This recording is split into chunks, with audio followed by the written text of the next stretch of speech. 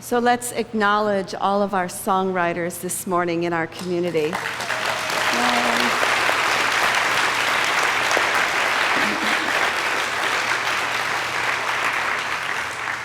This morning's talk is called Dream Runners, and it's about taking the dreams that we have and running with them, bringing them into the world and manifesting them. And we see that through songs, by having the courage to step forward and join together.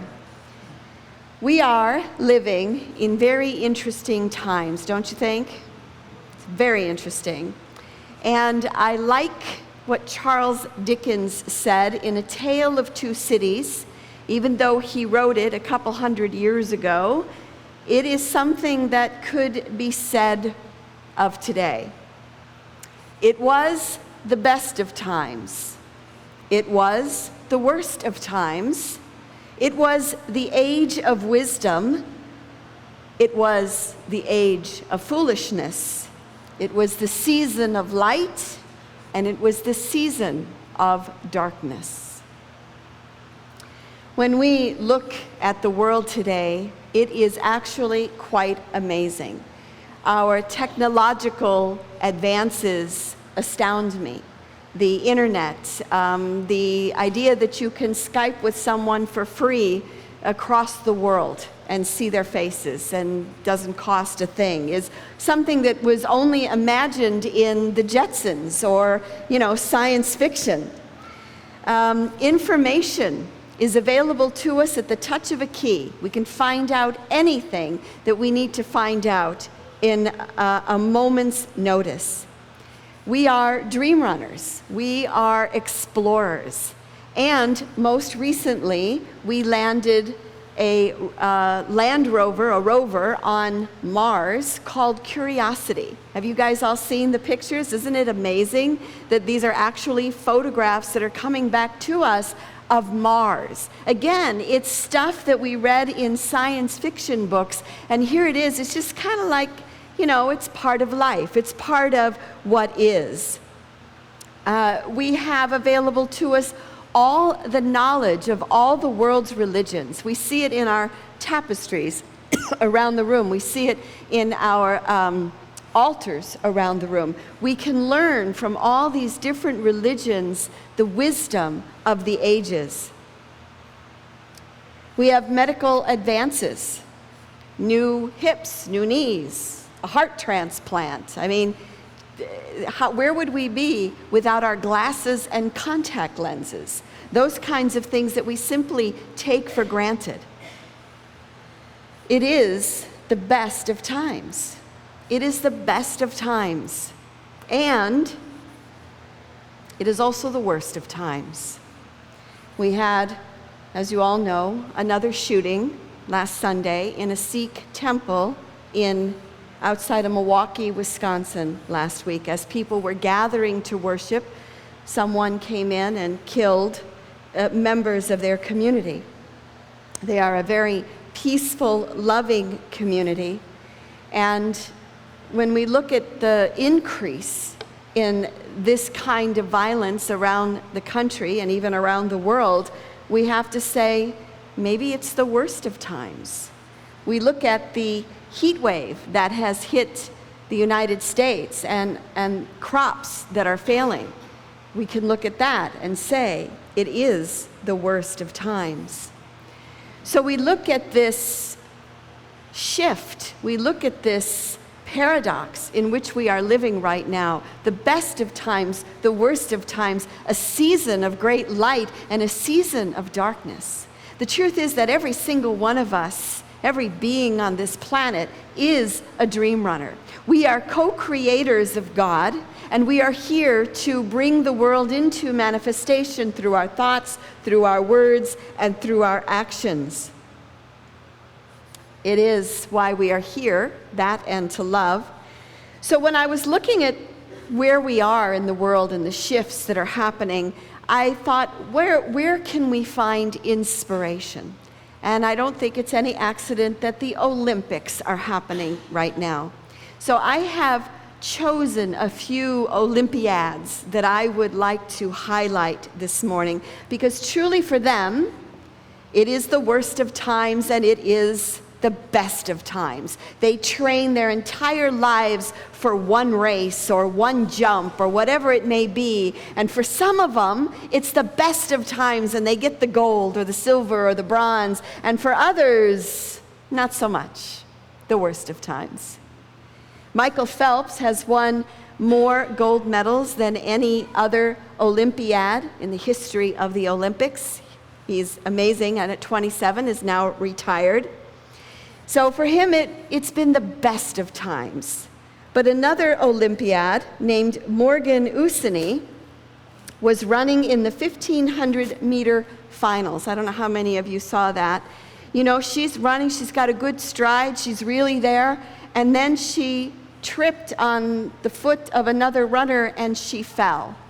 And you have to know, millions of people are watching you in that moment. Most of us can fail privately, quietly, but to fall like that, she fell to the ground and she just sobbed. She could not get up and she could not finish the race. And I want to share with you her words. She said, "I've never experienced such a heartbreaking moment. I put myself in the perfect position coming into the bell lap, and I felt so relaxed and I was just ready to roll." And you could see it in her. I even thought to myself, I am going to get a medal. And the next thing I know, I'm skidding on the track, out of contention, and as soon as it happened, I knew it was over, and I couldn't control my emotions. The mother in me just wanted to run down to the track and just hold her and go, "It's okay, it'll be okay." And yet, there it is. It is the best of times, and it is the worst of times. And there are some Olympiads who are exceptionally inspiring, and one you saw on the screen earlier in the service, and that is Oscar Pistorius. He is from South Africa. Now, it was the worst of times for him when he was a baby, because at the age of 11 months, his legs were amputated between his knees and his ankles.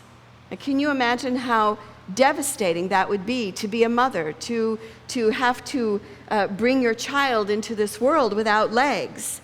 And yet, he ran in the Olympics, and he is known as the Blade Runner, the fastest man with no legs. He said when he was a kid, his mother, he really didn't even know that he had a disability. He said his mother would say to him and his brother, she'd say, "Carl, go put on your shoes," and "Oscar, go put on your prosthetic legs." And he just thought he had different shoes. It didn't really dawn on him that he was handicapped in any way. And he said about this experience, he said, "You are not disabled by your disabilities. You are not disabled by the disabilities you have. You are able by the abilities you have." He's a dream runner. It's a choice. He's taking a situation that seems insurmountable, and he's doing wondrous things with it. Another Olympiad's name is Byron Nelliam. He's from California, and he was fast. He was a runner from the time he was a kid. He was amazing, and in California, he won the California State Gold Track Field Championships 4 times. And at age 15, he ran the fastest time in the world for a 400-meter race. He was an Olympiad. He had his sights on the Olympics. He was amazing. His coach said he's never seen a better athlete in his life than this kid. Well, one day on Halloween, he was coming home from a party, and as he was crossing the street, a car stopped and pulled in front of him, and 2 guys got out with a shotgun and shot him in the legs, in the thighs and in the leg. They left him alive enough so that he could crawl and he could get help. Now, of course, his first question was, am I ever going to be able to run again? And it was like, well, that's not the question. The question is, are you ever even going to be able to walk again? He was in agonizing pain. He had a number of surgeries. He was in a wheelchair and then on crutches, but the doctor said to him, "You will walk again." And he said, "You know what? That's all I needed to hear. I needed to hear that I will walk again, and if I can walk again, I can run again." And he not only could run again, but he qualified for the Olympics, and he ran in the race, and he won. And he is going to be carrying the flag for the closing ceremonies for the United States. He's going to represent the United States. These people who shot him were out to kill his dream. They were from a neighboring neighborhood and were aware of his dream, were aware of his fame, and they decided to try to kill it. And they didn't. And sometimes when we are faced with difficult situations in our lives, we may think, how am I going to get through this experience that I am in? How am I going to live through the worst of times so that they can become the best of times? Whenever we pursue our dreams, whenever we come together and let our light shine, as we talked about last week, Jesus said, "You are the light of the world. Let your light so shine," so that it lights up the whole room. What these Olympiads are doing for us is in their amazing strength and power and talent, is they're lighting up the whole world to show us what's possible. And in the case of the South African runner, in that one picture of him with a little tiny girl without legs, he's running with her. And do you know that he was originally disqualified because it was thought that he could run better and faster because he didn't have real legs? And of course, they let him in and he did run. We have dream runners in Seattle. Over at Seattle Center, they did a study recently. They brought in, they canvassed and found 25 people from all different backgrounds and parts of town and education and races. And their idea was, what if we brought people together and helped them manifest their dream? What if we took these 25 people and mentored them with someone who would support them in their dreams? And there's going to be a workshop at the Intiman Theater in August. You can look it up online to hear all the stories that have come out of this. One of them is a former nun. She ended up writing a book about her life, about what it was like not only to be a nun, but she was also a lesbian, and to come out of the closet in that experience and what it was like for her.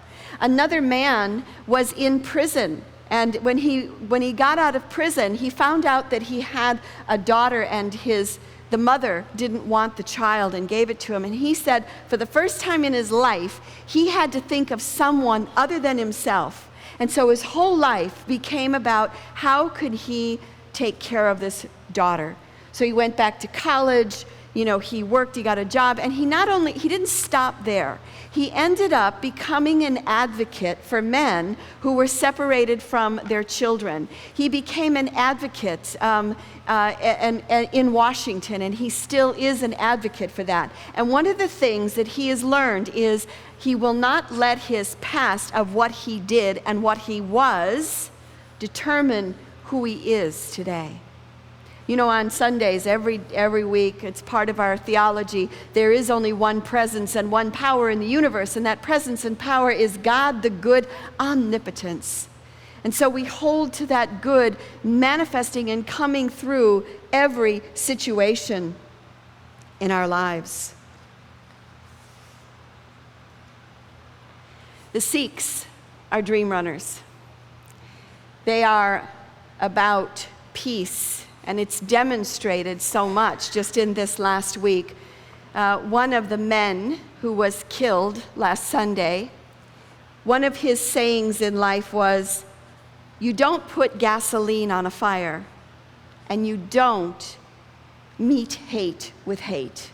Why would you put gasoline on a fire? It only explodes it and makes it bigger. Why would you meet hate with hate? And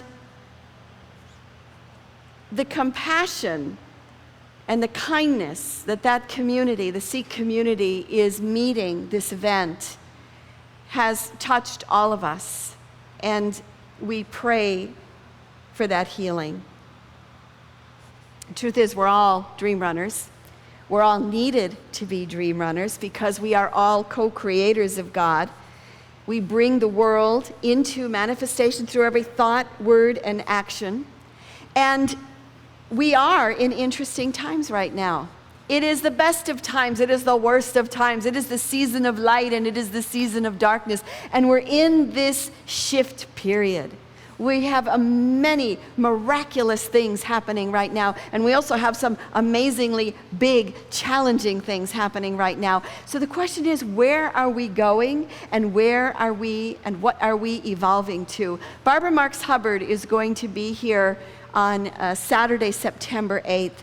She is a futurist and she's a visionary, and we have many futurists and visionaries alive right now on this planet. Jean Houston is also another one. And I invite you to come and hear the words of our visionaries, because just as the Olympiads inspire us by overcoming incredible challenges, so our visionaries and our futurists are able to look and say, we are evolving and we are transforming into awakening. We are evolving and we are transforming into love. Together, we are the Dream Rovers. So in closing, I would like for us to send prayers, to send love to the Sikh community in Wisconsin, and to touch into that dream runner that's within each one of us that is ready to go. So I invite you just to turn your attention within for a moment.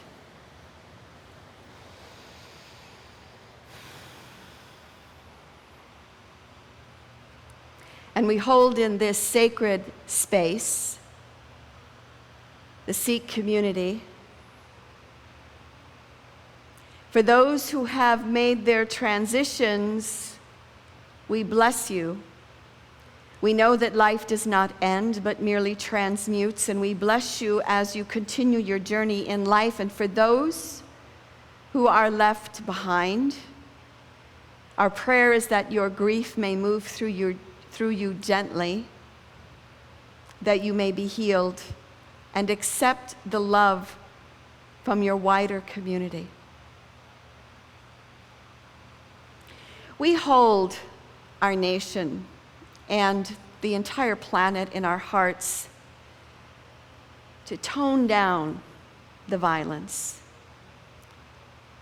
to breathe into it divine order, harmony, compassion. Just imagine and just kind of see the world being smoothed out. And those who are hurt to find solace in other ways. We hold planet Earth in our prayers as well, as we affirm divine order in the weather, in our crops, and that the dream runner that's within each one of us awakens, because there are some amazing things happening right now, and we're a part of that. Whether it be going to Mars or touching into the wisdom of our teachers, you are a wise and eternal being. And you are not here by accident. You are here on this planet at this time for a reason. So we say yes to Spirit. We say yes to God, that I am a dream runner. It is the best of times. It is the worst of times. And we manifest together the season of light for this awareness. And in the name and through the power of the living Christ, we say thank you and amen.